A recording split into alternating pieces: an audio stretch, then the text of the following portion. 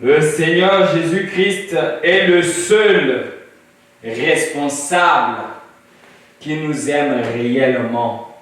Il n'y a personne qui peut nous aimer comme lui. Il n'y a personne qui pouvait faire ce que le Seigneur Jésus-Christ a fait pour nous. Il n'y a personne. C'est pour ça que nous chantons « Il n'y a personne qui soit comme Jésus. Il n'y a personne qui soit comme Jésus. Il n'y a personne qui soit comme Jésus. Il n'y a personne qui soit comme lui. Il n'y a personne. Il est le seul et l'unique.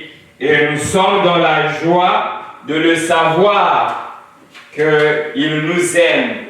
Aujourd'hui, j'étais en train de lire sur un site internet. Je lisais, il parlait de la Bible. Oh, combien je me sentais dans la joie de voir comment ils nous ont communiqué ce que Dieu a dit sur ce site-là. Parce qu'ils parlaient de la Bible.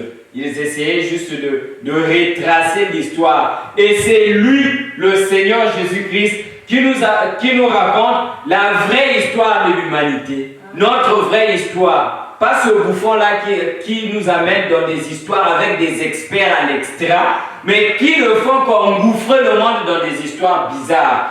Toujours des experts en ceci, experts en cela. On se retrouve avec des bombes atomiques, on se retrouve avec des maladies bizarres dans des laboratoires, on se retrouve avec beaucoup de situations à cause de ces experts-là.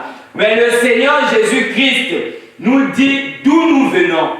Il est notre Père, notre responsable. C'est lui notre origine. En tout cas, c'est une joie de voir que la Bible nous dit que Jésus-Christ nous aime. Que Dieu soit loué. On va prendre l'Écriture. On va lire là où nous avons lu la fois passée. Dans le livre d'Exode, chapitre 23, 20 à 23. Lisons au nom du Seigneur Jésus-Christ. Voici, j'envoie un ange devant toi pour te protéger en chemin et pour te faire arriver au lieu que j'ai préparé. Tiens-toi sur tes gardes en sa présence et écoute sa voix. Ne lui résiste point, parce qu'il ne pardonnera pas vos péchés, car mon nom est en lui. Mais si tu écoutes sa voix et si tu fais tout ce que je te dirai, je serai l'ennemi de tes ennemis et l'adversaire de tes adversaires. Mon ange marchera devant toi et te conduira chez les Amoréens, les Héthiens, les Phéréziens, les Cananéens, les Éviens et les Jébusiens, et je les exterminerai. Que Dieu bénisse sa parole. On va ajouter un autre passage. Cette fois-ci, c'est dans le livre de Genèse. Genèse chapitre 1er, à partir du verset 27. Lisons au nom du Seigneur Jésus. Dieu créa l'homme à son image, et il le créa à l'image de Dieu. Il créa l'homme et la femme. Dieu les bénit, et Dieu leur dit, soyez féconds, multipliez, remplissez la terre, et assujettissez-la, et dominez sur les poissons de la mer, sur les oiseaux du ciel, et sur tout animal qui se meut sur la terre. Que Dieu bénisse la lecture de sa parole encore une fois. Depuis le mercredi, nous sommes en train de parler d'une délivrance totale, sinon de la délivrance totale. Et dans le cadre de la délivrance totale, nous avons reparti en fait notre prédication ou notre présentation en 3 sous-thèmes. Donc, le thème principal, nous parlons de la délivrance totale ou d'une délivrance totale. Et le sous-thème que nous avons développé le mercredi, c'était de la chute au droit de rachat. Ou en bref, la chute. Parce que, pourquoi nous avons abordé ce point, ou sinon pourquoi nous avons exploité ce sous-thème, c'est parce que nous voulons arriver à une délivrance totale. Nous voulons arriver à une réelle délivrance.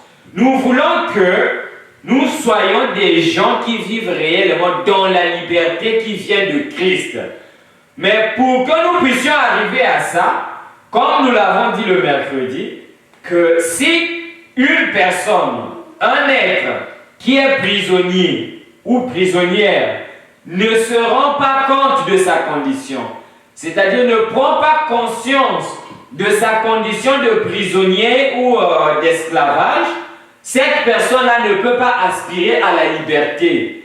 Et c'est ce qui nous a poussé à aller voir la chute, la situation qui s'était passée en Éden. Pourquoi? Parce que aujourd'hui, tout ce que nous disons sur la terre d'une manière générale, c'est ce qui concerne la liberté, effectivement, c'est que nous sommes libres. Nous naissons libres parce qu'il y a eu des gens qui se sont battus pour avoir cette liberté que nous avons aujourd'hui.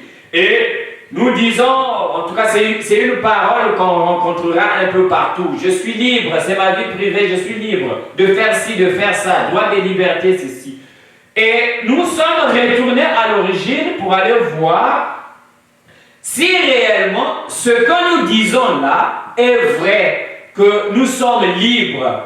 Et quand nous avons lu les Écritures, nous avons constaté que, en fait, ce n'est pas vrai que nous sommes libres. Pourquoi? Parce que la naissance, notre naissance, c'est une naissance qui nous met en esclavage à Satan. C'est ce que nous avons vu le mercredi. Donc, je suis en train juste de faire un aperçu pour entrer dans ce que nous allons présenter aujourd'hui. Nous avons vu que la réalité, c'est que les humains ne naissent pas libres. Les humains naissent pécheurs. Les humains naissent dans l'esclavage à Satan. Pourquoi? Parce que les 2 premières personnes que Dieu avait placées sur la terre, parce que c'est lui, le Seigneur, qui est notre Père, le Créateur de l'humanité, et Dieu avait créé 2 individus, notre arrière-grand-papa et notre arrière-grand-maman, Ève et Adam, étaient placés sur la terre comme des chefs, comme le roi et la reine. Malheureusement, il y a quelqu'un, on a vu dans les Écritures, qui avait un être qui s'est révélé au ciel, qui s'appelait Lucifer, qui était porteur de lumière, mais à cause de la rébellion, de l'opposition, qui est devenu Satan, parce que Satan c'est même l'opposant. Et de là, il est devenu détracteur, le diable, qui cherche toujours à rabaisser Dieu, parce que lui, il voulait se placer au-dessus de Dieu. Il voulait rabaisser le Seigneur. Et nous avons vu que cet être-là n'était pas content parce que lui, il voulait avoir un royaume, lui aussi. Il voulait avoir un royaume, il voulait recevoir la gloire, comme Dieu recevait la gloire. Et nous avons lu dans le livre d'Ézéchiel comment le Seigneur le dit lui-même, quand il s'adresse à Satan, il dit que te voilà tombé du ciel, tout ça, des choses, si je ne me trompe pas, ou sinon, tu étais placé en Éden, tout ça. Nous avons vu ça le mercredi. Et comme il voulait nécessairement avoir un royaume, il voulait nécessairement avoir cette gloire que Dieu avait au ciel, et il s'est rebellé contre le Seigneur. Dieu l'a chassé, il est devenu un ange déchu. Et il a trafiqué avec d'autres anges, le tiers des anges l'a suivi. Et Dieu l'a chassé du ciel. Et comme au départ, Dieu ne l'avait pas créé pour avoir un royaume. Nous avons vu ça dans la Bible. Nous avons vu que Dieu l'avait créé, lui, en ce temps-là, Lucifer, pour qu'il soit un chérubin protecteur, pour qu'il assure la protection, qu'il assure l'adoration au ciel. Donc lui, il avait accès, il voyait Dieu. Et nous avons dit que tous les anges ne voient pas Dieu en face comme ça parce que la Bible le dit, il y en a pour se présenter devant le Seigneur, pour l'adorer, ils doivent protéger la tête pour ne pas le regarder avec des ailes. Ils protègent les pieds et il y en a d'autres ailes pour voler. C'est la Bible qui le dit. Nous en avons parlé le mercredi. Mais de lui, la Bible dit que il était un chérubin aux ailes déployées. Donc il avait accès à la présence du Seigneur. Et la Bible présente des instruments qui étaient à sa charge pour la gloire du Seigneur. Mais à cause de son orgueil, il s'est élevé pour chercher à créer une opposition au ciel et à vouloir prendre la gloire de Dieu, et Dieu l'a chassé. Et comme il n'était pas créé pour avoir un royaume, comme il n'était pas créé pour avoir tout ça, et dans son orgueil et dans sa convoitise, il a convoité le territoire de l'homme. Il a convoité le royaume que Dieu avait donné à l'homme. Parce que Dieu, comme nous avons dit le mercredi, c'est un Père qui est riche. Il est riche, riche, riche. Il a beaucoup de biens. Et dans sa richesse, il avait trouvé bon de donner la terre comme royaume à Adam et à Ève. Donc Adam était le roi sur la terre et Ève était la reine. Et si nous étions nés conformément à la volonté de Dieu sur cette terre, dans ces conditions-là, on serait des princes. Mais cet être qui avait convoité ce territoire, ce royaume, parce que quand nous lisons dans la Bible, nous venons de remarquer dans le dernier passage que nous avons lu, que quand Dieu a placé l'homme sur la terre, Dieu lui a donné un pouvoir. Dieu lui a donné, pas seulement un pouvoir, des pouvoirs. Il lui a donné le pouvoir d'appeler des choses à l'existence. Il lui a donné le pouvoir de dominer sur tout ce qui était sur la terre. Il lui a donné le pouvoir de procréer, c'est-à-dire de se multiplier. Et il lui a donné cette recommandation-là. Et le diable n'avait pas cette capacité. Le diable n'avait pas ce pouvoir. Il n'a pas ce pouvoir de créer. Le diable n'en a pas. Parce que sinon, comme nous l'avons dit le mercredi, il pouvait se lever et dire que bon, de toute façon, tu m'as chassé du ciel, je vais aller créer mon propre ciel à moi. Je vais aller créer mon royaume. Mais comme il n'avait pas été fait pour ça, il n'a pas ce pouvoir-là. Alors, il est venu convoiter le pouvoir que Dieu a donné à l'homme, chercher un moyen de voler cela, d'usurper ce pouvoir, de voler le territoire que Dieu avait donné à l'homme.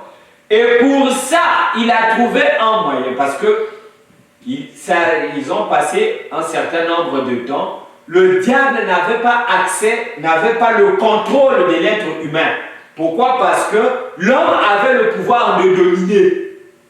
L'homme avait ce pouvoir que Dieu lui avait donné. Et lui, le diable a fait le corbeau et le renard à Adam, en passant par Ève. Comme Dieu leur avait donné l'ordre de se multiplier, la Bible ne nous dit pas que Dieu leur avait expliqué comment le faire. Dieu avait juste donné l'ordre, mais il n'avait pas dit comment le faire. La Bible n'en parle pas. C'est pour ça que nous voyons, nous avons dit que quand le Seigneur Jésus-Christ ou le Dieu parle, il faut prêter attention parce que entendre ce qu'il dit ne signifie pas comprendre ce qu'il a réellement dit. C'est pour ça que nous avons pris un exemple avec Matthieu 28 et 19 en disant que l'ordre venait du Seigneur. C'était l'ainsi dit le Seigneur. allez partout sur la terre, faites de toutes les nations mes disciples, les baptisant au nom du Père, Fils et Saint-Esprit. C'était un ordre qui venait de Dieu. C'est Dieu qui l'avait dit. C'est pas sorti que le Seigneur était ici et c'est sorti ailleurs. Non. C'est le Seigneur qui le prononçait à travers ses lèvres, qui l'a dit. Et les apôtres étaient là. Ils ont entendu. Mais cet ordre ne voulait pas dire ce que nous lisons là. Ça voulait dire autre chose. C'est-à-dire que allez baptiser au nom de celui qui est à la fois Père, c'est-à-dire Seigneur, Fils, Jésus, Christ, le Saint-Esprit, l'onction, l'Esprit de vérité. Et c'est ce que cet ordre-là voulait dire. C'est pour ça que le Seigneur, dans sa conduite, il les a laissés attendre. Et ils avaient aussi cette condition-là. Ils ont attendu. Quand la révélation est venue, ils ont compris qu'il fallait baptiser au nom du Seigneur Jésus-Christ.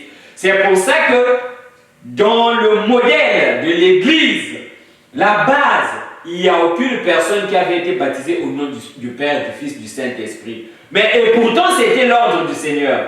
Donc, Adam devrait attendre. Peut-être que si ça prenait beaucoup de temps et il ne s'était pas multiplié, Dieu allait leur poser la question, peut-être, pour savoir, mais pourquoi vous ne vous multipliez pas? Je vous ai dit de vous multiplier, mais Seigneur, on ne sait pas comment le faire. Et il allait leur dire comment le faire. Il allait leur expliquer, il allait apporter la révélation de ce qu'il avait vu. Mais il y a cet être-là qui avait convoité, qui avait déjà connaissance du péché, qui avait connaissance de la désobéissance. Cet être-là a fait quoi? Il est venu prendre cet ordre et précipiter les choses. Il est venu parler à Ève. Et c'est là que nous avons parlé brièvement de la sémence du serpent. C'est-à-dire qu'il y avait eu un contact sexuel en Éden. Pourquoi? Parce que quand vous lisez les paroles de maman Ève, quand le Seigneur vient pour donner la rétribution de tout ce qu'ils avaient fait, maman Ève dit que le serpent m'a séduit. Le serpent m'a séduite et j'en ai mangé. Or, quand vous prenez seulement le verbe séduire dans sa définition ancienne, ça signifie amener quelqu'un à avoir des relations sexuelles hors mariage. C'est ce que ça voulait dire. Toutes les explications qu'on a ajoutées là, c'est après qu'on les a ajoutées. Mais quand vous regardez dans le dictionnaire, vous allez voir que c'est écrit ancienne définition ou vieille définition. C'est ce que ça voulait dire. Quand le diable s'est rendu compte que ça m'est trahi, il a ajouté d'autres explications. Mais nous, on sait qu'il s'était passé de quoi? Et on sait aussi que le serpent dont il est question, ce n'était pas un serpent en forme de fil comme ça, non. C'était un serpent qui devait avoir une posture comme un être humain. Voilà pourquoi Dieu, en s'adressant à ce serpent, lui a dit que désormais, tu vas ramper. Et nous avons vu ça le mercredi. Et nous sommes arrivés au point que nous avons compris ce qui s'était passé entre Ève et le serpent, entre Adam et Ève. Ils ont désobéi. Ils ont désobéi à la loi de Dieu et ils ont écouté l'opposant, l'oppresseur, le diable. En faisant ça, comme les deux étaient les représentants de l'humanité, ils nous ont vendus à Satan. Et qu'est-ce que Satan a fait? Lui qui n'avait pas le pouvoir de créer, lui qui n'avait pas le pouvoir de dominer sur la terre, il en a eu à partir de là. C'est pour ça que la Bible nous dit ceci. Voilà. La Bible nous dit ceci dans Romains 8, le verset 19 à 21. La Bible dit ceci. Aussi, la création attend-elle avec un ardent désir la révélation de Fils de Dieu.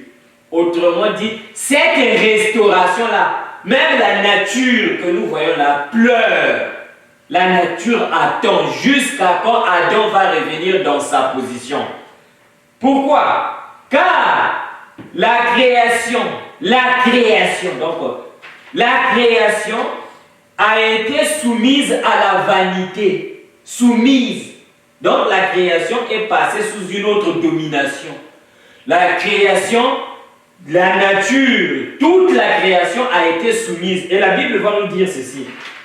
Non de son gré, ce n'est pas parce que la création a voulu ça, mais à cause de celui qui l'y est soumis, à cause de celui qui domine sur elle, la création, avec l'espérance qu'elle aussi sera affranchie de la servitude. Donc même la nature est passée sous la domination de Satan. Et dès ce moment-là, c'est là que le diable a été appelé le prince de ce monde. Il est devenu le roi de ce monde. Parce qu'il a usurpé cette autorité-là à Adam. Il a volé ce pouvoir à Adam à travers les paroles qu'il avait dites. Cette arnaque, la vente aux enchères, que maman Ève et papa Adam ont fait en Éden. Ils nous ont donc vendus à Satan. Et lui qui n'avait pas de pouvoir, qu'est-ce qu'il a fait? Il trouve des idées. Comme il était au ciel, il connaît certaines choses de Dieu. Il trouve des idées. Il donne à l'homme. Et l'homme qui a le pouvoir de fabriquer, de créer, fait quoi? Concrétise ses inspirations à lui. Et nous sommes esclaves de bâtir l'Éden de Satan. Nous sommes esclaves de construire des villes, des ceci, des voitures, tout ça, avec l'idée en arrière, il vient, il te dit que non, tu sais, tu seras bien, tu vas commencer à rouler plus vite, à faire ceci, à faire ça. Mais, au fond, en arrière, il donne cette inspiration pour que vous puissiez bâtir son Éden à lui, son royaume à lui. Il nous utilise comme des esclaves. Or, au départ, ce n'était pas ça. Ce n'est pas dans cette condition-là qu'on devrait être. Au départ, nous devions être des princes. On devait cultiver la terre et on avait le pouvoir d'appeler des choses à l'existence. Mais depuis que papa Adam et maman Ève nous ont vendus à Satan, nous ne naissons plus libres sur la terre. Nous naissons toujours dans l'esclavage. C'est pour ça que nous voyons, quand l'apôtre Jean a regardé cette condition, il n'y a eu aucun prophète, aussi grand soit-il. Il n'y a eu personne qui est né en dehors de cette arnaque, qui est né en dehors de cette patente, comme on le dit au Québec, qui est né en dehors de cette machination de Satan. Tous, on vient au monde selon le conseil de Satan qu'il avait donné à maman Ève et à papa Adam en Éden, selon les pratiques de Satan qu'il avait donné à maman Ève et à papa Adam en Éden. Et tous sur la terre, nous venons comme ça, par le désir d'une personne, de deux personnes, de papa et de maman. Nous venons, ce n'est pas selon le désir de Dieu que nous venons dans ce monde, non. Nous venons selon le désir. Deux personnes ont une sensation naturelle, ont un besoin naturel d'entrer en contact sexuel. Ça fait qu'il y a des enfants qui viennent en arrière. Et à cause de cette naissance, nous sommes condamnés à l'esclavage. Nous sommes condamnés à être sous la domination du diable. Nous sommes condamnés à être sous la soumission de l'ennemi, l'oppresseur, le détracteur en chef, Satan, à cause de cette naissance. C'est pourquoi quand Jean a vu ça, l'apôtre Jean, quand il a remarqué cette scène, il s'est dit, oh Seigneur, il a pleuré. Parce qu'il n'y avait personne qui était né en dehors de cette machine. Jean ne savait pas qu'il y avait quelqu'un qui est venu d'une autre façon que cette façon-là. C'est-à-dire qu'il y avait quelqu'un qui avait une naissance autre que la naissance qui vient de la volonté des individus sur la terre. Parce que nous naissons selon la volonté des humains sur la terre. Un mari et une femme ont un désir, ça nous amène à l'existence. Mais il y a quelqu'un qui est venu dans ce monde en dehors de ce mécanisme-là. Jean ne le comprenait pas. Il a pleuré. Il a pleuré. Il a vu que non, mais c'est fini. Parce que qui va être en dehors de cette... Qui va nous sauver? On est tous perdus. Mais là, il y a un ancien, un vieillard, qui est venu dire à Jean que non, Jean ne pleure pas. Pourquoi? Parce qu'il y a quelqu'un qui est venu autrement, mais qui est né au milieu des humains, mais qui n'est pas né selon ce modèle. C'était qui? Quand Jean a regardé, mais c'est qui? Qui est ce quelqu'un-là? Qui est-il? Oh, Jean, mais regarde la promesse. Regarde ce que dit la parole. Qu'est-ce que le prophète Ésaïe a dit? Il a dit que ce prince-là qui va venir, il sera Emmanuel. C'est-à-dire que c'est lui-même Dieu qui va venir sur la terre. Dieu avec nous, le Père éternel. Et quand Jean a vu ça, on lui a montré, regarde. Finalement, il a regardé le lion de la tribu de Juda qui avait vaincu. Quand il a regardé, oh, mais on m'a parlé du lion, c'est-à-dire le roi, qui est le chef, qui a l'autorité. Mais quand il tourne le regard, il voit un agneau immolé. Il a reconnu que c'était le Seigneur Jésus-Christ. Et le Seigneur Jésus-Christ est né en dehors de cette machination. Le Seigneur Jésus-Christ, c'est la parole de Dieu, la pensée de Dieu exprimée, acceptée par une femme, avec une pleine foi, et c'est ça qui a créé le corps, la personne du Seigneur Jésus-Christ. Et c'est ce qui a fait que lui ne pouvait pas pécher, le diable ne pouvait pas avoir le contrôle sur lui. Il ne pouvait pas être prisonnier comme nous.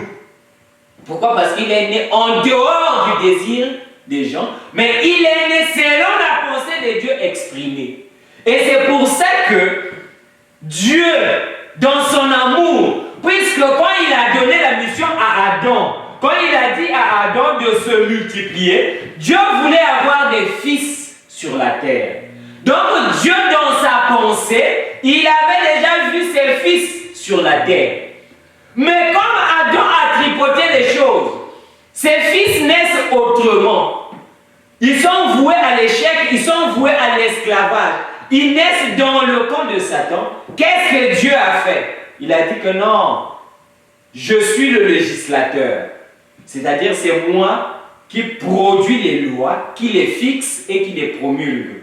Alors, je vais promulguer 2 lois. Et c'est ça que nous allons voir aujourd'hui, le droit de rachat. La fois passée, nous avons vu la chute et aujourd'hui, on va parler du droit de rachat. Dieu a promulgué 2 lois. Et dans ces 2 lois, qu'est-ce qu'il dit?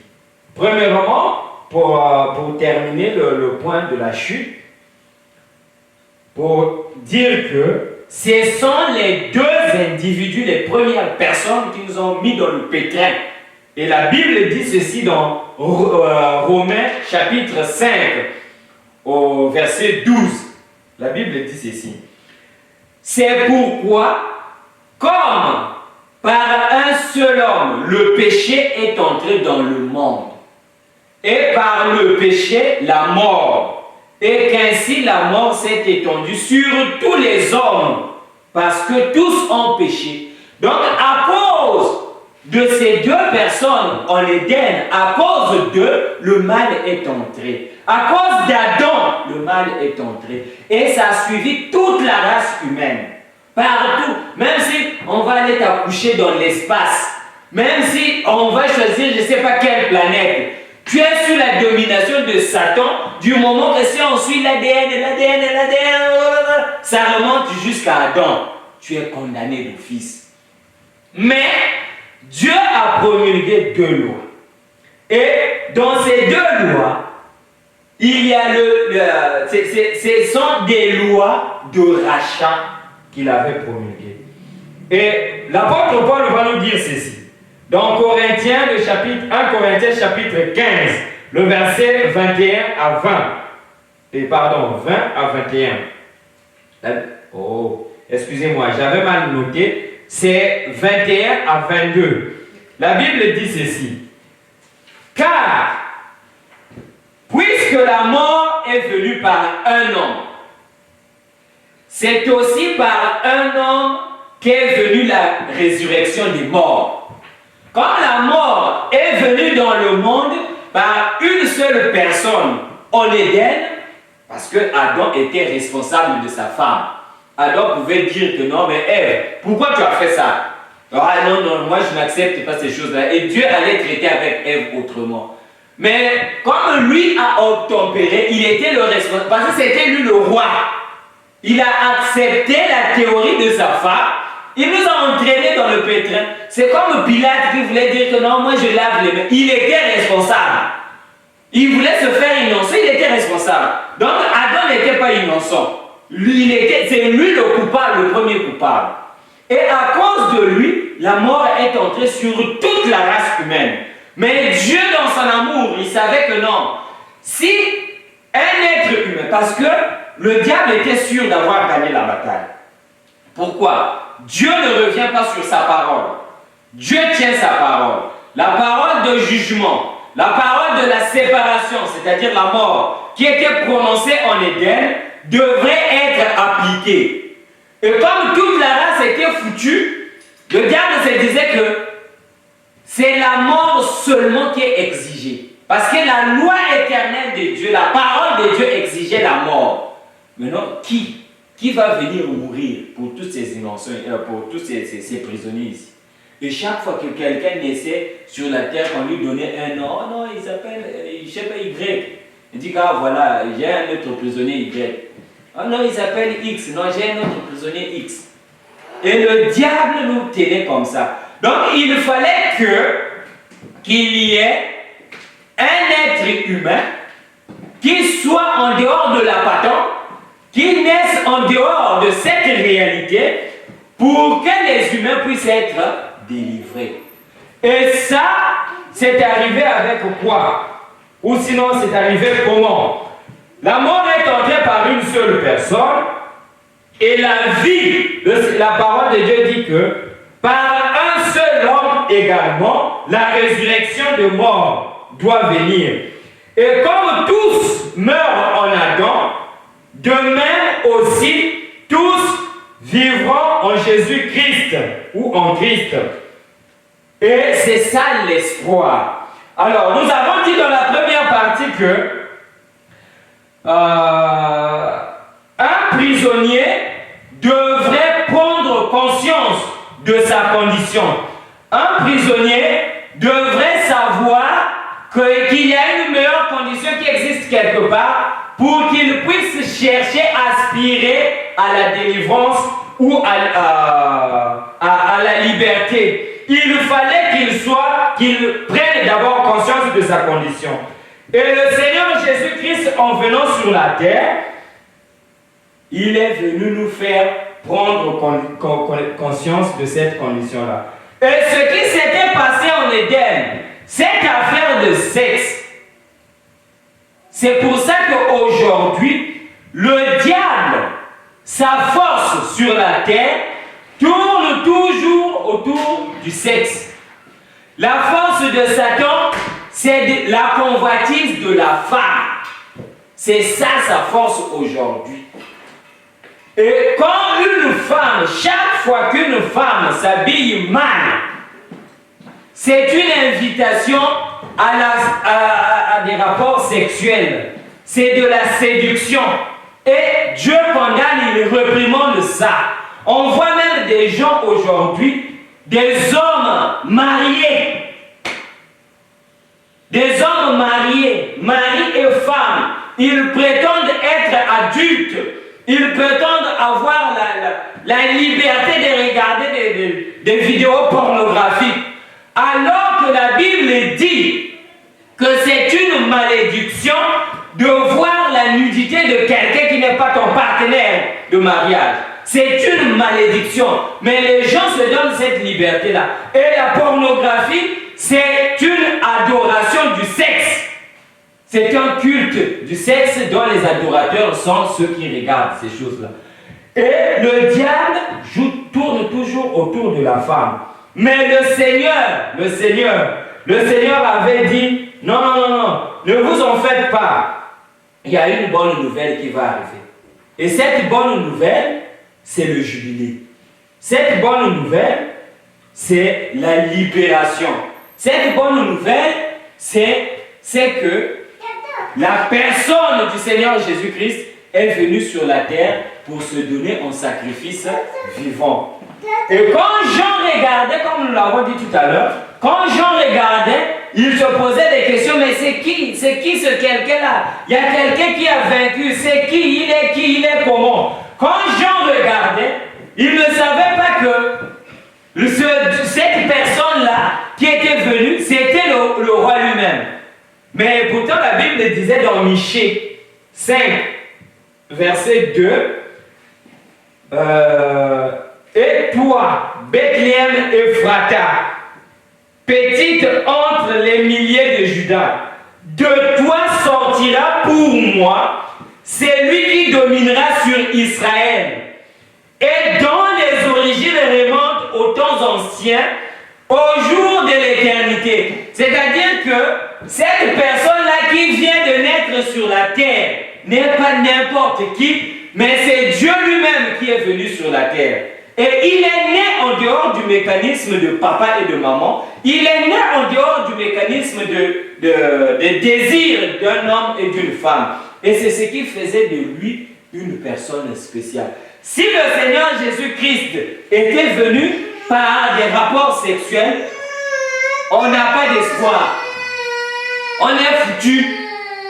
Donc c'est en vain que tout le bruit que nous faisons là, toutes les cérémonies, ça ne sert à rien.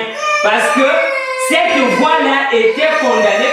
Pourquoi? Parce que c'était la proposition du diable. Pourquoi? Parce que c'était le conseil de Satan. Alors, il fallait que lui naisse autrement.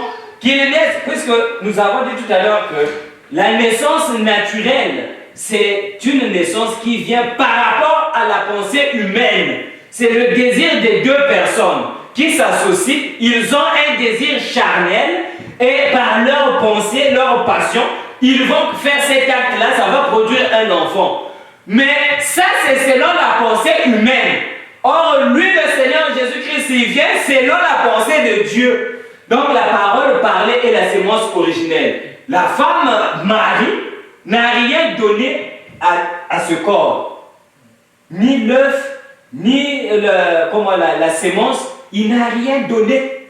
Le Seigneur, c'était une parole prononcée. Donc, parce que quand on dit la parole, c'est la pensée. Quelqu'un pense et exprime.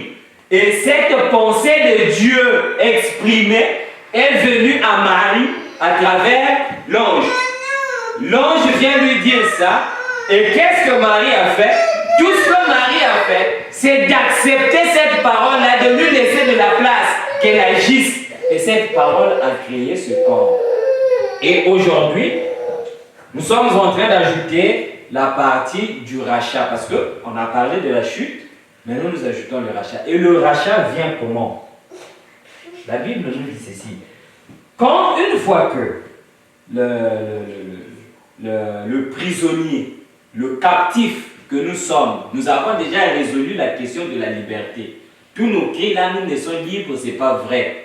C'est une illusion par rapport à nous-mêmes. D'ailleurs, pour ceux qui sont un peu plus, je dirais, très sensibles, psychologiquement ou intellectuellement, rien qu'avec tout ce qui se passe là, ils peuvent comprendre que la démocratie c'est une illusion. La liberté c'est une illusion. C'est juste. Donc la vraie liberté, c'est celle qui est en Christ. La vraie liberté, c'est celle qu'Adam avait. La seule personne qui a vécu la liberté réelle, c'était Adam. Et ensuite, ceux qui sont nés en Jésus-Christ. C'est juste ces personnes-là. Mais le reste des individus, ils sont esclaves. On peut voir aujourd'hui, non, nous allons voter, nous voulons du changement, Vous allez là-bas, vous votez quelqu'un d'autre. Or, c'est juste une face de la même pièce de monnaie. Et finalement, quelques temps plus tard, vous revenez à la même chose. Et vous avez encore de l'espoir. Je ne sais pas, c'est quand même beaucoup de volonté. Allez voter tout le temps. Pourquoi? Parce que c'est juste une illusion. Nous sommes prisonniers du diable et le diable nous utilise pour faire ses travaux dans le royaume qu'il a conquis avec le mensonge, l'arnaque. Et nous avons vu que la Bible dit que même la nature est soumise et la nature attend Adam. la nature attend le Fils de Dieu qu'il vienne pour que, comme on dit en lingala, que la nature yebe akangolama, qu'elle soit délivrée. Prisonnier, c'est que je suis coupable, je suis en prison, je suis soumis. Qu'est-ce que Dieu fait par la suite? Qu'est-ce que Dieu amène par la suite? Dieu nous montre que dans cette condition où nous nous trouvons, ce n'est pas terminé. Je dois venir vous délivrer. Et comment je veux venir vous délivrer? Il y a une bonne nouvelle qui va arriver. La bonne nouvelle, c'est ce que nous sommes en train d'annoncer, que nous ne sommes pas nés libres, mais il y a une occasion de devenir libre. C'est ça la bonne nouvelle. Et cette bonne nouvelle-là est venue quand? Qui est venu promulguer la bonne nouvelle? C'est le Seigneur Jésus-Christ. Parce que tous les prophètes qui venaient là, tous les prophètes, oh Abraham, oh Noé, oh ceci, tout le monde esclave. Tout le monde. Le reste des gens là que nous voyons, oh non, celui-là c'est un riche, c'est le roi X, c'est le dieu Zeus. Ces gens-là, ce sont des chefs de corvée. Le diable, il vient, parce que c'est ce que les Égyptiens faisaient aux enfants d'Israël en Égypte. Il prend un enfant d'Israël et il lui donne quelques privilèges pour qu'il puisse bien mater ses amis, ses frères. Il dit que non, bon, tu sais, toi tu vas commencer à boire un peu de jus avec de l'eau fraîche, avec ceci. On te donne un peu ça, chef de corvée, mais prisonnier toujours. Ne pense pas que tu es libre. Parce que quand tu vas finir à la fin, les gens là, nous avons beaucoup de témoignages qui servent Satan avec beaucoup de richesses. Où est-ce qu'ils finissent? C'est dans le malheur. Leurs âmes sont tourmentées. Donc c'est juste des chefs de corvée pour bâtir le règne, comme le royaume. Il donne des inspirations. Comme lui n'a pas ce pouvoir-là de faire ces histoires, il n'a pas le pouvoir de créer, de concevoir tout ça, il imagine, il vient donner à l'homme. L'homme vient, il applique, on a la voiture. Il imagine, et tout ça, oh non mais tu verras que si tu as maintenant le téléphone, tu vas même appeler en Afrique, c'est une très bonne chose. Ça va faire ceci, il te donne des avantages, il te donne des avantages. Et comme l'homme a cette capacité-là qui lui a été donnée par Dieu, l'homme applique esclave. Esclave. Et après quoi? Oh non, cancer, vous voyez les rayons, ceci, tout ça. Donc ce n'est pas pour votre bien, mais le bien est un peu là, mais à côté, il y a toujours la mort. On est esclave pour bâtir le royaume de Satan. Maintenant, le Seigneur Jésus-Christ vient avec une bonne nouvelle. Il dit quoi? Il dit ceci dans le livre de Luc, le chapitre 4, verset 18. L'Esprit du Seigneur est sur moi, parce qu'il m'a oint pour faire quoi? Pour annoncer une bonne nouvelle. Vous les prisonniers, non, il y a une bonne nouvelle qui arrive. Prenez conscience de votre condition. Maintenant, écoutez la bonne nouvelle. Qu'est-ce que la bonne nouvelle nous dit?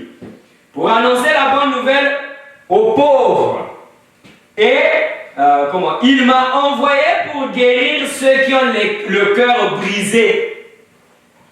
Pour proclamer aux captifs la délivrance. Et aux aveugles le recouvrement de la vue. Pour renvoyer libres les opprimés. Les opprimés de qui? Du diable. Péché de ceci, incrédulité, tout ça. Parce que le péché, c'est l'incrédulité. Tout ce que nous voyons là, l'adultère, tout ça, c'est le service après-vente du péché.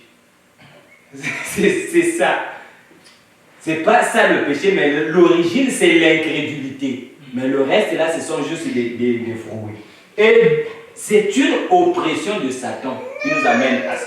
Et Dieu vient nous dire, le Seigneur vient nous dire que je suis venu pour vous libérer, pour donner la liberté à vous qui êtes opprimés, captifs du diable, pour publier une année de grâce du Seigneur. Et quand il fait ça, il promulgue les deux lois que nous allons voir. Les deux lois Et ces deux lois-là vont nous responsabiliser, nous. C'est-à-dire quoi? Nous avons pris conscience de notre condition d'esclavage. Nous avons pris conscience que nous ne sommes pas libres. La liberté, c'est une illusion. La vraie liberté, c'est celle qu'Adam avait avant le péché. La vraie liberté, c'est quand une personne naît en Christ. Maintenant, le droit de rachat, où est-ce que ça nous amène? C'est quoi le droit de rachat? Le droit de rachat, c'est la loi que le Seigneur Jésus-Christ a promulguée dans la bonne nouvelle, qui nous dit ceci, dans le livre de Lévitique. Lévitique chapitre 25, le verset 23 à 28. Quand je dis le droit de rachat, je parle de deux lois sur le droit de rachat. Il y a le droit de rachat des terres, parce que le diable a soumis la création. Le diable nous a privés de notre royaume. Mais Dieu a dit que les terres ne seront pas vendues éternellement. Même si Adam et Ève ont fait un deal sur de la fausse monnaie, le mensonge, en Éden, ils nous ont vendu, et la terre et nous à Satan. Dieu, dans sa pensée éternelle, a donné la loi, parce que c'est lui le législateur, c'est lui qui fixe les règles. Quand il dit personne ne va s'opposer, que tu le veuilles ou pas, tu peux t'énerver, tu tombes, tu descends, il a déjà parlé, c'est fini. Et lui, il a dit quoi? Les terres ne se vendront pas éternellement. Que non, comme j'ai acheté là, oh, c'est fini. Non. Donc toi, Satan, tu dois l'écouter, tu dois savoir qu'il y a le droit de rachat. Même cette terre attend sa rédemption. C'est pour ça que Dieu avait aussi commencé un processus. Il a commencé le processus de la délivrance de la terre. Baptême dans l'eau avec Noé. Et maintenant là, la terre attend le baptême de feu. Oh non, nous allons marcher pour que ces choses-là n'arrivent pas. Ça va arriver parce que le feu doit venir. La terre attend son baptême du Saint-Esprit. Toutes ces œuvres, tout ce que nous voyons là, ça doit être calciné parce que le diable, ça c'est l'Éden de Satan. C'est le royaume de Satan et il nous a fait faire ça par esclavage. Et Dieu veut établir son vrai royaume, qu'il voulait voir Adam régner. Et comme Adam a failli, lui-même il est venu, il a pris un corps et il va régner avec nous dans ce corps ici. Et voici ce que dit le droit de rachat dans Lévitique. Lévitique 25, le verset 23 à 28. Les terres ne se vendront point à perpétuité, car le pays est à moi. Car vous êtes chez moi comme étrangers et comme habitants. La terre, c'est la propriété de Dieu. C'est Dieu qui l'avait donné à Adam, parce que c'est son fils. Mais Adam a tripoté les choses, il a vendu à Satan. Et Dieu déclare que, souviens-toi, il y a eu une loi de rachat pour la terre. Dans tout le pays dont vous aurez la possession, vous établirez le droit de rachat pour la terre, les terres. Si ton frère devient pauvre et vend une portion de sa propriété, c'est lui qui a le droit de rachat. Son plus proche parent viendra et rachètera ce qu'a vendu son frère. Le proche parent. Et il continue. Si un homme n'a personne qui ait le droit de rachat et qui se procure qu'il se procure lui-même de quoi faire son rachat. Il comptera les années depuis la vente, restituera le surplus à l'acquéreur et retournera dans sa propriété. Maintenant écoutez. S'il ne trouve pas de quoi lui faire s'il ne trouve pas de quoi lui faire cette restitution, ce qu'il a vendu restera entre les mains de l'acquéreur jusqu'à l'année de jubilé. Jusqu'à l'année des jubilés. Au jubilé, il retournera dans sa terre et l'acquéreur en sortira. Le diable sera obligé de quitter. Il est obligé. Oh, c'est le jubilé. C'est pour ça que quand un enfant de Dieu reconnaît sa position, il ne peut pas être esclave de my God rêve. Il ne peut pas être esclave.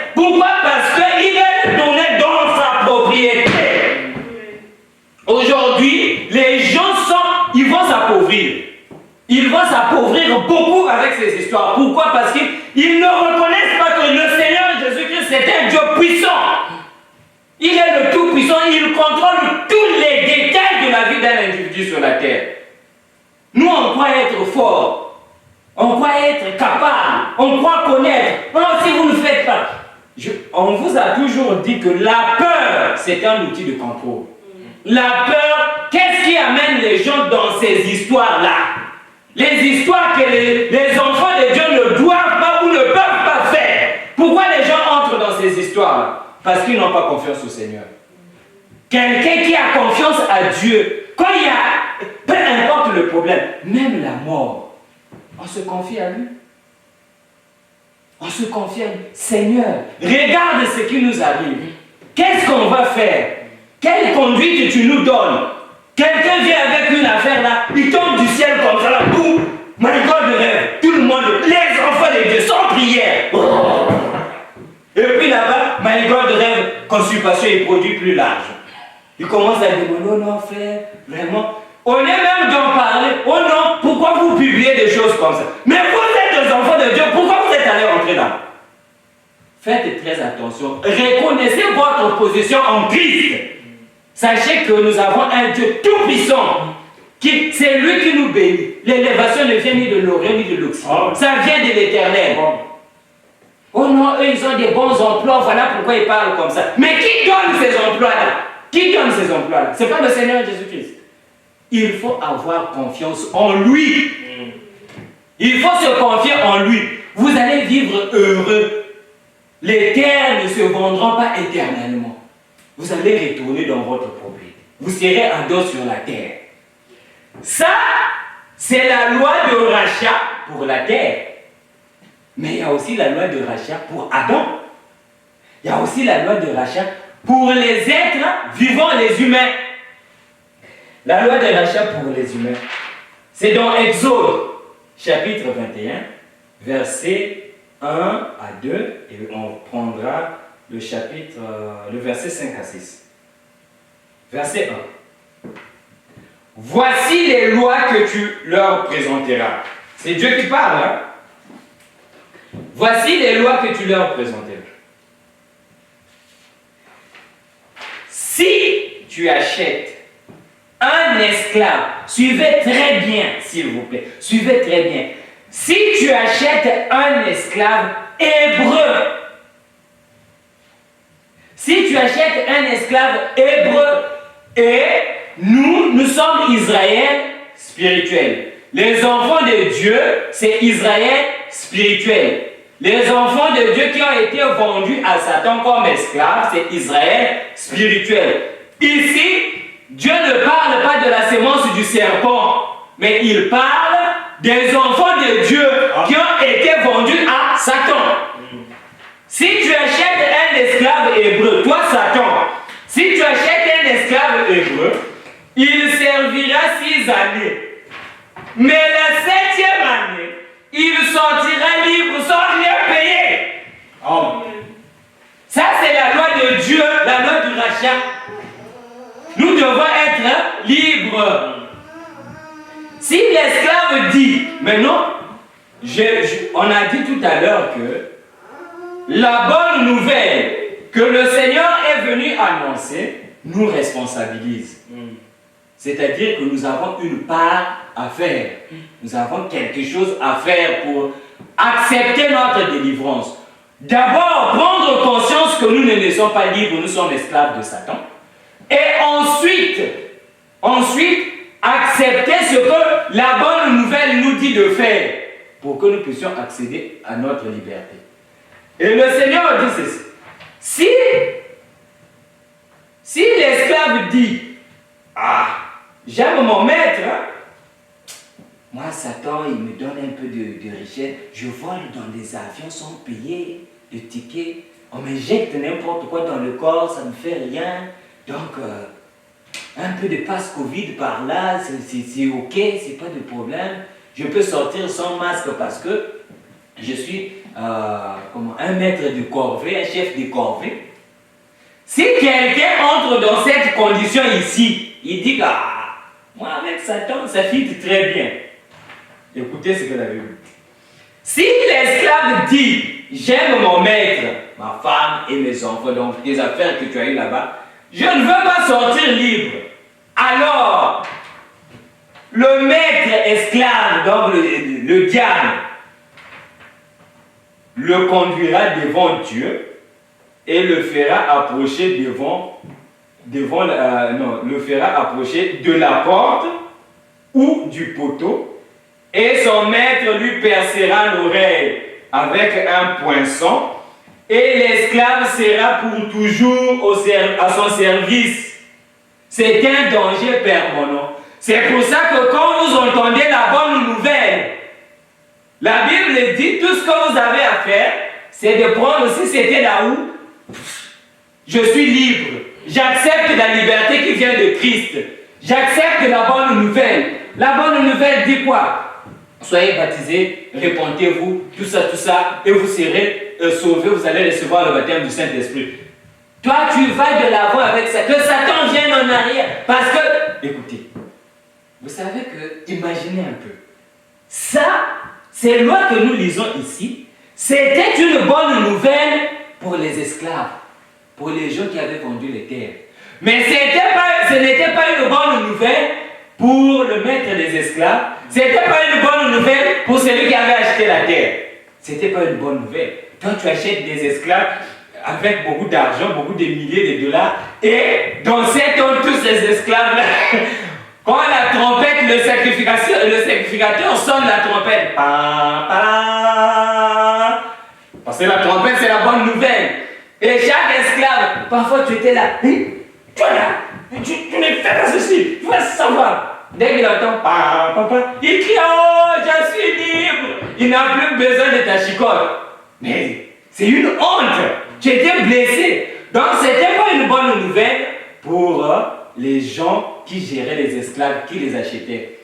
Et c'est ce qui se passe avec Satan. Peut-être que, je ne sais pas, peut-être que en ce temps-là, parfois, il y aurait des individus qui pouvaient se dire que non, bon, moi, comme l'année de jubilé approche, ça c'est le maître esclave, l'année de jubilé approche, on va gérer un peu ces esclaves-là, leur donner un peu de lousse là, un peu de machin, pour qu'ils oublient qu'il y a la liberté. Pour quand le sacrificateur va venir, il dit que, moi tu sais, le maître m'a encore donné une femme, il m'a donné la voiture, il m'a donné ceci. Pourquoi je veux partir? Je vais le souffrir. C'est ta dernière chance. Parce qu'une fois que tu acceptes, tu dis que non, moi je vais rester ici. Lui, ton maître esclave, il a le droit de te crever l'oreille et de dire que tu l'appartiens pour toujours. C'est pour ça, n'hésitez pas quand vous entendez la parole de Dieu. Et le diable, c'est de son devoir de chercher un moyen de distordre la parole du Seigneur. Que cela ne vous arrive pas correctement, que vous ne comprenez pas le message de la bonne nouvelle. Il va toujours vous présenter d'autres individus à la place de la personne du Seigneur Jésus-Christ. Il va toujours chercher à rabaisser. Il va même jusqu'à dire que Jésus n'a pas existé. Il le dit avec ses maîtres esclaves, ses chefs de corvée. Ils font ça. On nous dit que nous descendons des singes. Mais depuis quand que vous avez vu un macaque sortir de la brousse, devenir homme? Ça fait des milliers d'années qu'ils sont dans cette condition-là. Mais ils ne sortent pas. Pourquoi? On ne sait pas ça. Bon, écoutez, mais Jésus-Christ, c'est une femme. Il y a un chef de corvée là qui a dit que l'histoire d'Adam et Ève, c'est une femme. Vraiment. Et il prétend, Jésus. Ça, c'est le diable. C'est Satan qui agit comme ça parce que le diable, c'est le détracteur. Il aime toujours rabaisser. Il ne veut pas voir la gloire du Seigneur. C'est pour ça les prédicateurs qui ne veulent pas élever le nom de Jésus, qui ne veulent pas placer le Seigneur Jésus-Christ à sa place, faites attention avec ces serviteurs de Dieu là. Faites attention. Faites très attention. Qui aime toujours rabaisser? C'est le diable.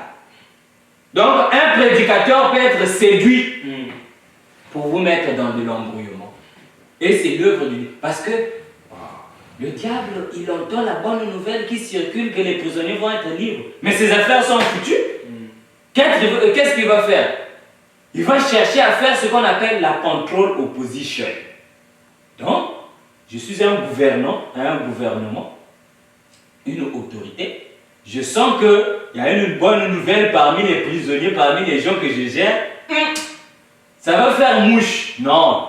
Ce que je dois faire, c'est que moi-même aussi, je vais annoncer la bonne nouvelle.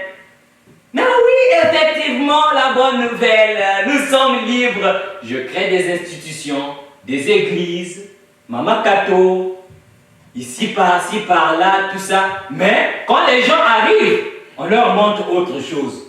Donc, on les redirige dans une autre cellule de prison. Et puis, ils se retrouvent là-bas, prisonniers, par conscience, mais pourtant sans le savoir.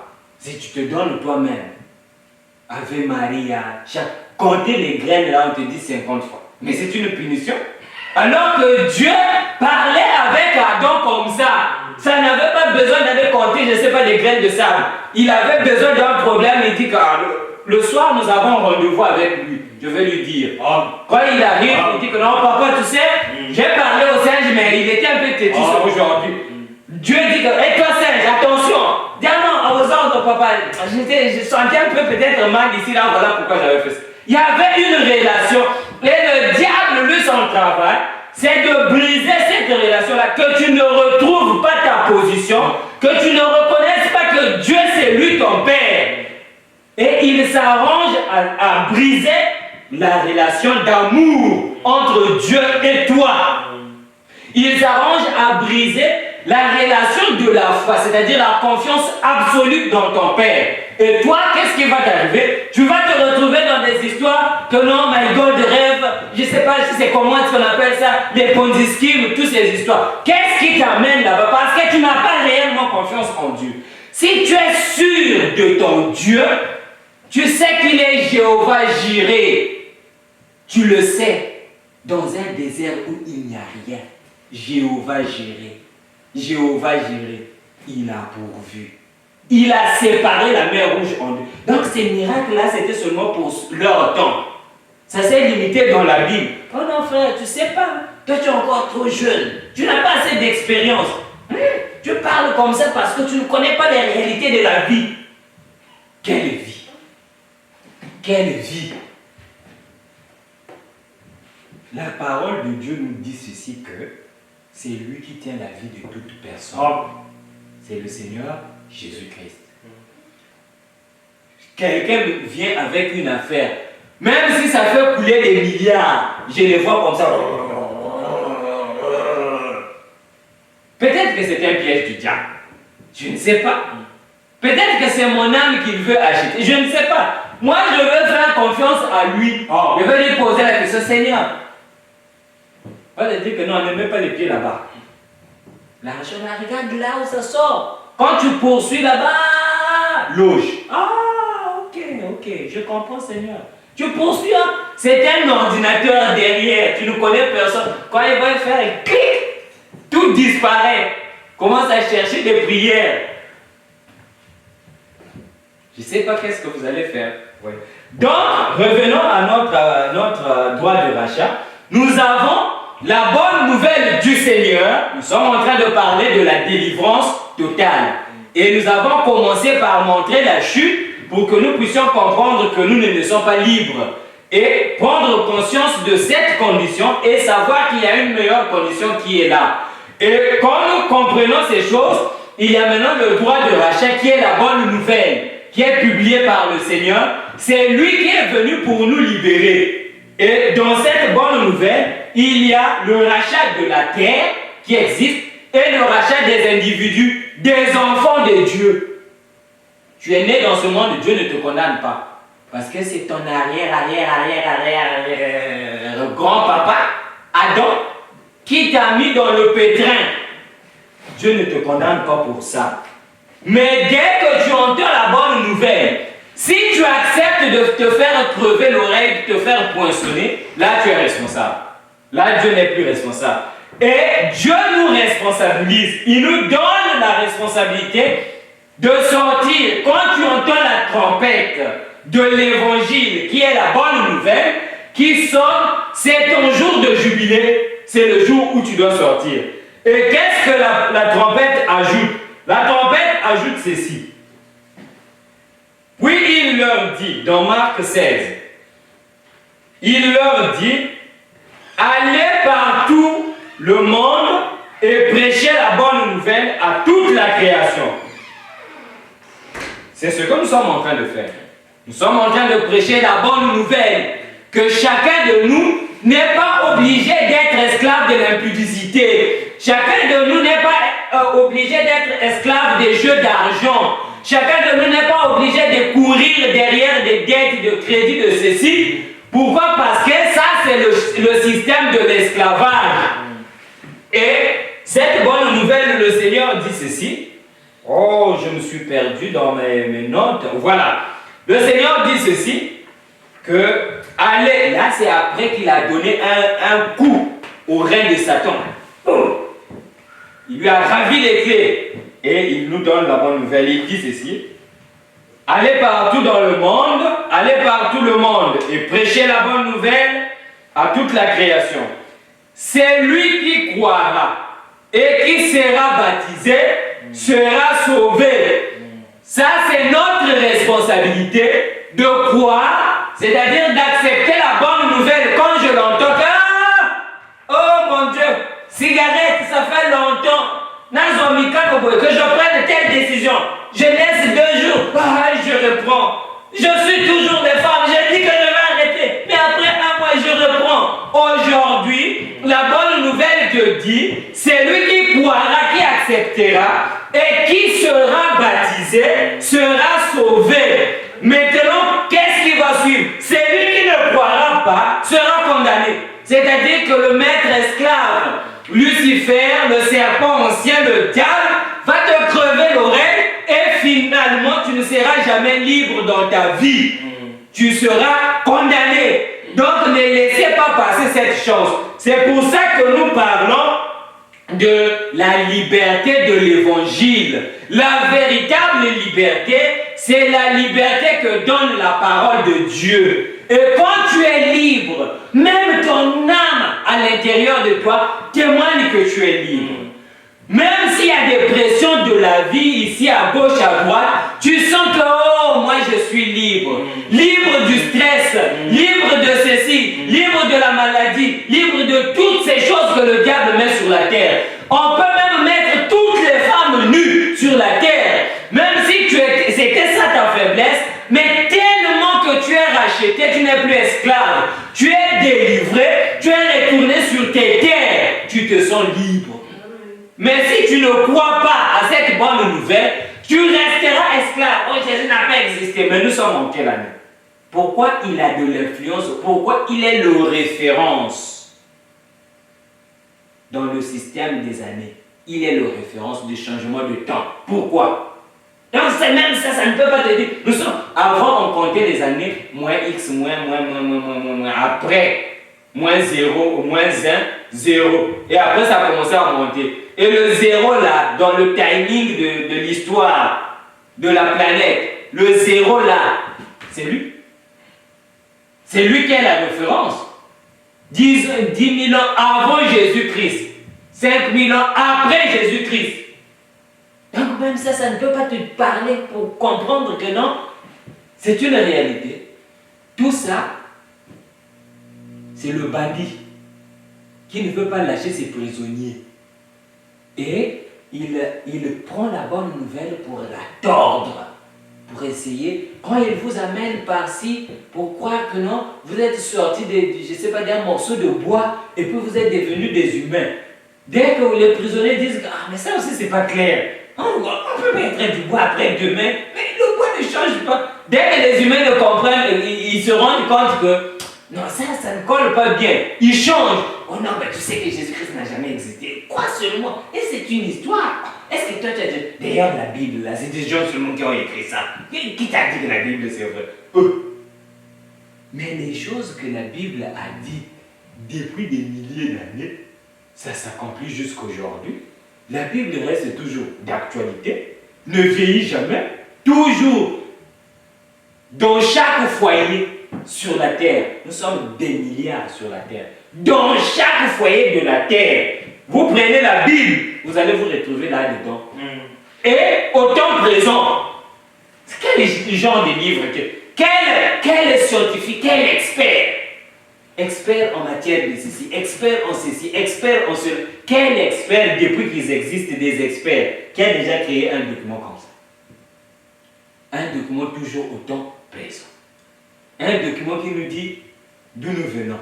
Un document qui nous dit qui est notre Père. C'est la parole de Dieu. C'est la bonne nouvelle. Et cette bonne nouvelle s'adresse à chacun de nous. Ne laissons pas passer cette occasion. Ne laissons pas passer cette occasion. On va s'arrêter par là aujourd'hui. Par la grâce de Dieu. On va continuer prochainement. On va aborder comment accéder à la délivrance totale. À la délivrance. Là, nous avons parlé du droit de rachat. Avant, nous avons vu la chute, le droit de rachat et la responsabilité que nous avons vis-à-vis de ce que nous écoutons là. Les gens sont esclaves, ils veulent rester esclaves eux-mêmes. Eux-mêmes. Un enfant de Dieu qui reconnaît ça.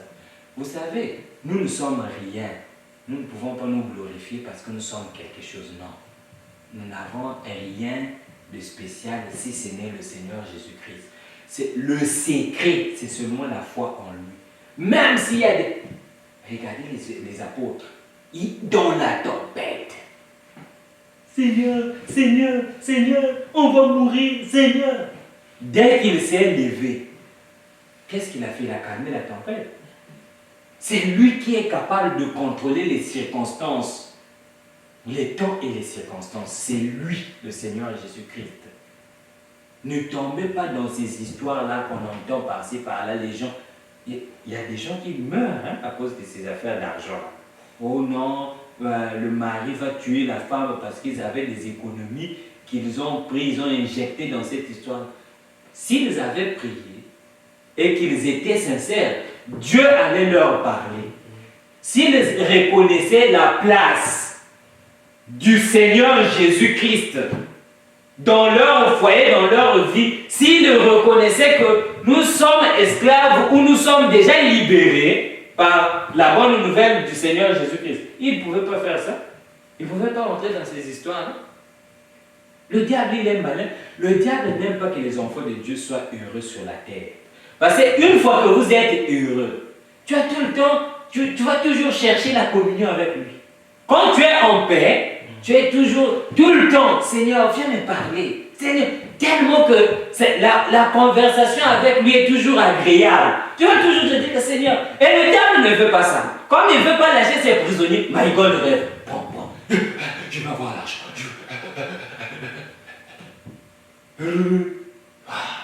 Ça me sort. Mais les gens ne prennent pas aussi conscience. Que, 2 fois, 3 fois, 4 fois. Ça ne fait que tomber. Oh non, il faut seulement faire. Non, avec Dieu, c'est pas comme ça. Avec le Seigneur, nous aussi, si nous voyons que Dieu nous bénit, c'est juste question de la confiance. Il faut avoir une confiance absolue en lui. C'est ça qu'on appelle la foi. Confiance absolue. Il ne déçoit jamais. Ce que les gens n'aiment pas, c'est que quand tu pries, tu attends 1 année, 2 ans. Frère, je suis en train de vieillir. Frère. Vieillir? Mais appelle-le, il va venir. Il va venir. Les apôtres ne se sont pas fatigués, ils continuent à réveiller le Seigneur. Pendant la tempête, ils ont continué à bouger. Si tu continues à réveiller, il se réveille pas, pardon. Pose-toi la question de savoir, est-ce que réellement je le réveille? Si je ne le réveille pas, il y a des gens sur la terre qui ont la capacité de le réveiller. Va les voir. Comme quelqu'un avait besoin du baptême du Saint-Esprit, on ne l'amenait pas à Jean. On l'amenait à Pierre. On appelait Pierre.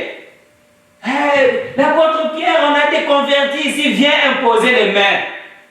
Pourquoi? C'était sa spécialité.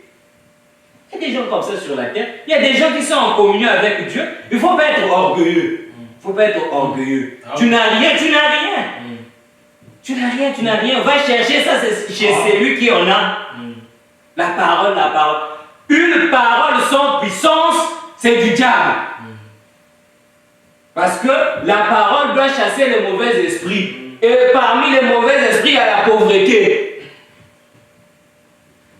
Ça, ce sont des esprits de pauvreté. Vous prenez l'argent, vous investissez toujours. Ça ne roule pas. Tout le temps, ça ne fait que brou, brou, brou. Ah, non, ouais. La parole ne dit pas ça. Un enfant de Dieu, l'apôtre Paul dit, je veux que tu prospères comme prospère l'état de ton âme. Même si tu ne seras pas le milliardaire de ce monde, mais tu vas bien vivre. À ton niveau là, tu vas bien vivre. La Bible va même plus loin. Il dit que tu n'emprunteras pas, mais c'est toi qui prêteras. C'est ça. Mais aujourd'hui, la peur, l'esprit qui anime ces nations ici, là, la peur. Tu veux vite gagner, tu vois, non, si vous faites ça, vous allez gagner des maisons. Jésus donne des maisons. Jésus fait marier. Jésus donne des enfants. Jésus donne la vie éternelle. Il a tout. Faites-lui confiance, vous allez voir. Je vous dis, faites-lui confiance, vous allez voir. Dans l'impossible, des choses vont sortir. Il a créé des écureuils avec Frère Branham. Il a créé des nez. Il a créé des sexes. Il a créé beaucoup d'histoires. En dehors de ce qui s'est passé dans la Bible. On a des témoins, beaucoup de témoignages. Pourquoi ne pas lui faire confiance? Vous allez aller faire confiance à Michael de rêve. Il ne faut pas amener ces histoires-là à l'église. Il faut que ça se limite là-bas. C'est pour ça que, dans l'ordre de l'église, quand tu veux t'engager dans une affaire, parle au pasteur. Et un pasteur qui parle avec Dieu, qui va te dire, qui est capable de te dire que, attends, je vais prier. On verra. Toi, quand tu fais ça aussi, ne sois pas là. Ah, je vais rater ça. Oh mon Dieu, je vais rater. Attends ce que Dieu va dire. Si Dieu dit non, c'est non. Même si tu vois que, mais les gens qui sont là, Dieu a dit non. Ça peut être bon pour eux, mais ce n'est pas bon pour toi en tant qu'enfant de Dieu. C'est ça. Donc, il faut reconnaître la bonne nouvelle, le droit de rachat. Le droit de rachat. Nous ne sommes pas obligés d'être esclaves. Nous ne sommes pas obligés d'être soumis à Satan. Nous ne sommes pas obligés de courir après Maïgo de rêve pour avoir l'argent. C'est la soumission, la peur qui vous contrôle. Vous savez pourquoi? Quand prenez le temps. Moi, je lis souvent l'histoire. Ça m'instruit dans beaucoup de choses. À travers l'histoire, et quand je prends la parole de Dieu, je regarde l'histoire de l'humanité. Les royaumes, par exemple, les Mèdes, les Perses, la Rome antique. Tu vois les esprits qui ont toujours été là, ce sont les mêmes esprits aujourd'hui. C'est juste qu'on te fait penser que c'est moderne, mais c'est le même esprit qui est là. Et ces esprits-là ont pour rôle de combattre contre l'agneau, de combattre contre ceux qui sont avec l'agneau. Mais la promesse dit que ceux qui sont avec l'agneau les vaincront, comme l'agneau les vaincra. Il faut regarder la parole de Dieu et vivre dans sa pleine puissance. Que le Seigneur Jésus-Christ nous bénisse. On va s'arrêter là pour aujourd'hui. Donc on va chanter et prier. L'heure est quand même avancée. 20h28. Je savais que quand je préparais ça, je voyais que c'était quand même beaucoup. Et prochainement, on va voir. Là, on a pris conscience du droit de rachat et tout ça. Et prochainement, on va voir comment appliquer ces choses-là dans la vie, dans notre vie. Comment croire Parce que quand on dit croire à la parole, ce n'est pas juste accepter, entendre et accepter. Non. Mais c'est entendre, accepter et vivre selon ce que ça dit. Et ça, nous allons voir prochainement parce que nous voulons arriver dans tout ce cheminement-là, nous voulons arriver à une délivrance totale. Nous voulons être libres. Nous voulons retourner à l'état d'Adam. Et nous allons voir que même le frère Branham, si Dieu l'a envoyé, c'était pour que nous puissions retourner à ça. Pourquoi? Parce que les apôtres, quand ils ont reçu l'onction, ils étaient restaurés à l'état d'Adam. Les apôtres pouvaient commander la nature. On pouvait voir, Paul, on l'appelait Dieu. Pourquoi on l'appelait Dieu? Parce qu'ils ont vu des choses qui se faisaient dans la vie de Paul. Donc c'est ce que nous voulons aussi dans nos vies. Nous voulons que le Seigneur Jésus-Christ soit une réalité palpable, une réalité vivante. Tu as un problème, on dit Covid, frontières fermées. Tu as peut-être une femme à faire venir. Tu pries, comme je disais à un frère à Drummondville. Tu lui dis, frère, n'aie pas peur. Jésus est vivant. Tel que nous sommes là. Même si tu as la foi, si tu crois, la seule chose, il faut avoir confiance en lui. Même si on dit que tu ne peux pas passer ici. Si toi tu crois en lui, tu as la révélation, tu vas passer. On a pris les enfants hébreux, on les a jetés dans la fournaise. Mais il y a le Seigneur Jésus-Christ, il est descendu là-bas, il les a éventés.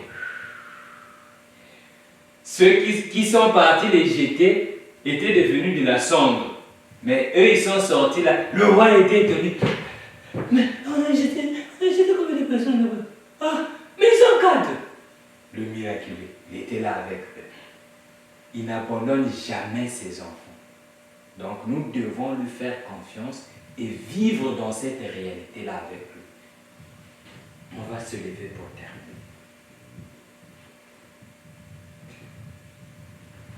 Glorifions le Seigneur ensemble, car il est digne de louange. Glorifions le Seigneur ensemble, oui, ensemble, car il est digne de louange. Oui, chantons Hosanna, Hosanna,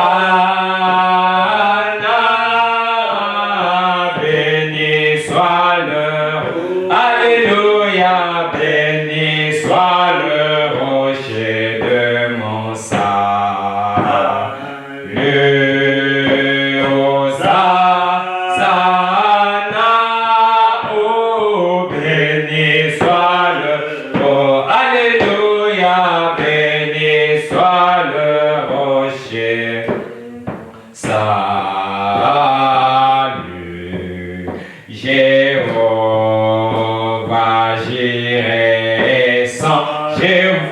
j'irai sans nom carré pour voir mes paix. Oui, Jéhovah, j'irai, Jéhovah. Alléluia! J'irai sans nom carré pour voir mes paix. Oui, chantons Hosanna, Hosanna, oh, béni soit le, Alléluia, béni soit le rocher de mon salut. Hosanna, oh, béni soit le, Alléluia, béni soit le rocher de mon salut. Que chacun de nous puisse prier le Seigneur Jésus en sachant que vous n'êtes pas obligé d'être esclave du péché. Vous n'êtes pas obligés, nous ne sommes pas obligés d'être esclaves de l'impudicité, du mensonge, de la sorcellerie, de la magie, de la pauvreté, de toutes ces choses ou de tous ces esprits. Nous ne sommes pas obligés. Il y a une bonne nouvelle qui est là. Et le Seigneur Jésus a sonné la trompette. Il a sonné la trompette du jubilé. Et cette trompette sonne encore d'âge en âge. Il envoie ses messagers avec cette trompette pour venir nous dire que vous êtes libres. Saisissons cette occasion. Prions, demandons à Dieu. Nous avons chanté que Jéhovah Jireh est son nom. Il pourvoit à nos besoins, à tous nos besoins sans exception. Prions tel que nous sommes conduits chacun de nous. Seigneur Jésus, tu es le Dieu vivant, le Tout-Puissant, le même hier, aujourd'hui et éternellement. Oh Seigneur Jésus, merci pour la parole de ce soir. Merci, oh Dieu, de ta présence et de ta grâce. Merci Seigneur de nous montrer que, oh Dieu, il y a le droit de rachat. Merci Seigneur de nous montrer que, Père, nous ne sommes pas obligés de continuer à faire les briques de Pharaon. Parce que Seigneur, tu es venu, oh Dieu, la pensée de Dieu, la parole exprimée, oh Père éternel, est venue dans ce monde et a pris un corps de chair pour que je sois libre, pour que mon frère soit libre, pour que ma soeur soit libre, oh Dieu, pour que nous puissions vivre dans la véritable liberté et non pas l'illusion de la liberté. C'est pourquoi, Seigneur, ce soir, oh mon Dieu, mon roi, je réclame la vie de chacun de nous pour toi. Parce que, Seigneur, ces paroles que nous venons de lire, ta parole que nous avons exprimée ce soir, c'est une réalité, oh Dieu, et c'est une réalité infaillible. Même si nous avons été vendus en Éden par notre papa Adam, Seigneur, mais toi tu savais qu'un jour tu devais venir pour sonner la trompette de l'évangile, qui est la bonne nouvelle de notre libération. Et c'est pour ça que tu as donné la loi, le droit de rachat. Oh Seigneur Jésus, nous venons tous à toi, nous nous remettons entre tes saintes mains. Depuis, oh Dieu, chaque personne qui peut encore se retrouver captive au milieu de nous, oh Seigneur, peu importe l'esprit, Seigneur Jésus, qui le retient encore captif, ce soir, à cause de ton nom, Seigneur, à cause de ta parole, à cause de ce droit de rachat, je les déclare libérés au nom du Seigneur Jésus-Christ. Si c'est une maladie, Seigneur, oh Dieu, il est écrit dans ta parole que par tes meurtrissures, nous sommes guéris. Ainsi, Seigneur, qu'il soit guéri au nom du Seigneur Jésus-Christ. Nous chassons toute l'impuissance du monde des ténèbres sur les enfants de Dieu, au milieu de nous, au nom du Seigneur Jésus-Christ. La magie, la sorcellerie, les envoûtements sur le peuple du Seigneur, au nom du Seigneur Jésus-Christ, au nom du Seigneur Jésus, nous chassons cela, que cela sorte et que cela s'en aille dans les deux avis. Oh Dieu Tout-Puissant, toi le Dieu créateur des cieux et de la terre, le maître des temps et des circonstances, toi Jéhovah Jireh, toi Jéhovah Rapha, toi Jéhovah Tiken, toi Jéhovah Shalom. Oh Seigneur Jésus, apporte la paix dans le cœur de tes enfants, apporte, oh Dieu, la considération à cette bonne nouvelle, apporte, oh Dieu, la véritable repentance pour que chacun de nous puisse le voir et expérimenter de façon réelle, parce que tu es un Dieu réel, parce que tu n'es pas une imagination, parce que tu n'es pas un sentiment. Oh Seigneur Jésus, nous sommes nés dans ce monde, dans l'esclavage, à cause de la naissance. Et toi, tu veux changer cela. Tu veux que nous puissions accepter la bonne nouvelle. Et cette bonne nouvelle va nous amener quelque part. Cette bonne nouvelle va nous amener, oh Dieu, à la nouvelle naissance. Cette bonne nouvelle, oh Dieu, va faire de nous de nouvelles créations, de nouvelles créatures. Oh Dieu, qui ne sont pas nées selon la chair. Parce que tu as dit, oh Dieu, aimé à Nicodème, que ce qui est né de la chair est chair. C'est condamné, mais ce qui est né de l'esprit est l'esprit. Et c'est pour ça que, Seigneur, nous voulons que tu amènes la réalité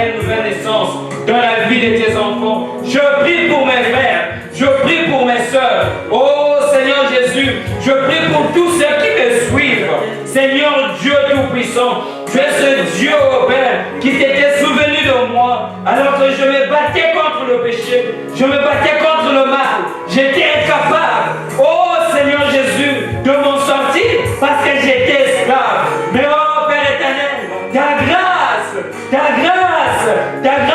Seigneur, oh Dieu s'est souvenu de moi et tu as permis que mes oreilles entendent la bonne nouvelle, tu as permis que mon cœur applique la bonne nouvelle, tu as permis à mon âme de recevoir le Saint-Esprit. Et aujourd'hui, je peux dire que je suis libre. Je peux sentir ton amour, Seigneur. Je peux sentir ta grâce. Je peux sentir ta conduite. Je peux sentir ta présence. Oh Seigneur Jésus, tu es le même Dieu. Tu n'as pas changé. Il y a encore du sang sur l'autel. La grâce est encore là, Seigneur. Fais miséricorde à mes frères. Fais miséricorde à mes soeurs. Fais miséricorde, oh Dieu, à nos enfants, Seigneur. Fais miséricorde à tous ceux qui m'écoutent, à tous ceux qui portent attention à cette bonne nouvelle, Seigneur. Oh Dieu, à tous ceux qui aspirent, parce que tu as dit que cette bonne nouvelle ne concerne pas la sémence du serpent, mais cette bonne nouvelle concerne l'esclave hébreu. Cette bonne nouvelle concerne le Fils de Dieu. Cette bonne nouvelle concerne Israël spirituel. Ainsi, Seigneur Jésus, fais grâce, oh mon Dieu, mon roi. Je te supplie, Seigneur, que cette parole puisse produire des résultats. Que cette parole, oh Dieu,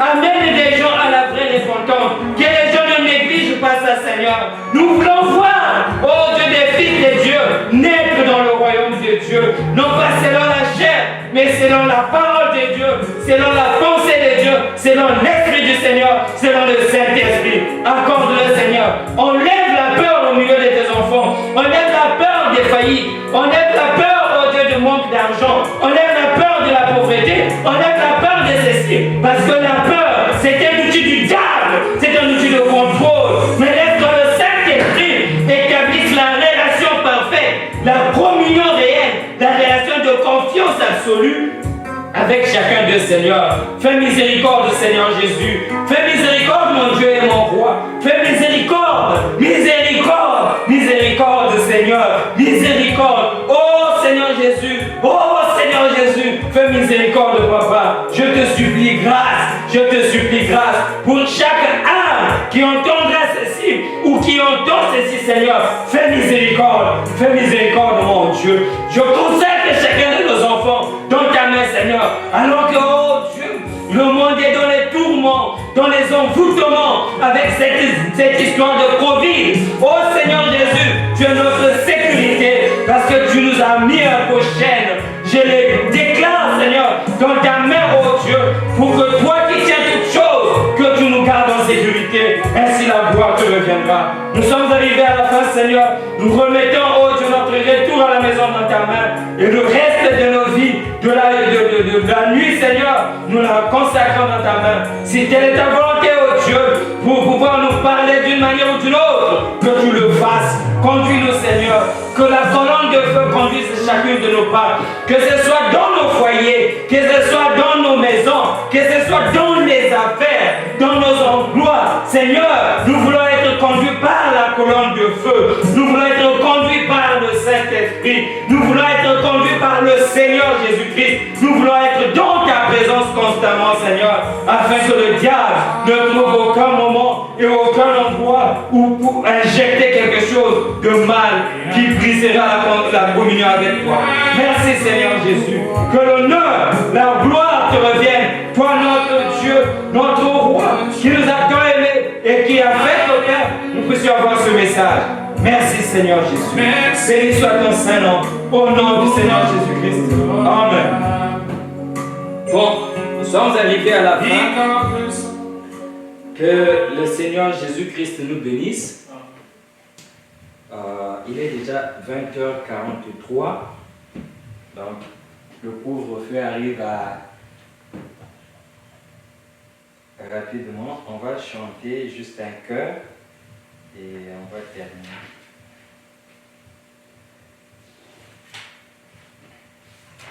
Bon, on va chanter juste le chœur que nous avons chanté tout à l'heure. Hosanna.